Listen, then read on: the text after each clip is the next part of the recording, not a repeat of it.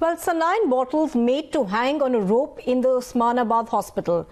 Ropes are used due to a lack of IV stands. The hospital also lacks several basic amenities like X-ray machines. The patients say the pediatric department is the worst affected. Take a look.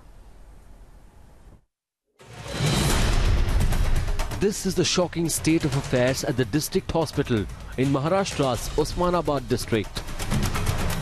Saline bottles hanging on ropes used to dry clothes due to lack of IV stands in the hospital. But this is not the only issue in this medical facility. The hospital faces several problems, including overload of patients and lack of basic medical facilities such as X-ray machines. What's worse is that this situation prevails in the district where Health Minister Dr. Deepak Sawant is the guardian minister. But the district medical officials pinning the blame on overloading of patients. नाही, सर्वप्रथम तर आपल्याला जे आहे की तिथे आरोग्य stands वगैरे सगळीकडे पुरवठा केलेले असतात.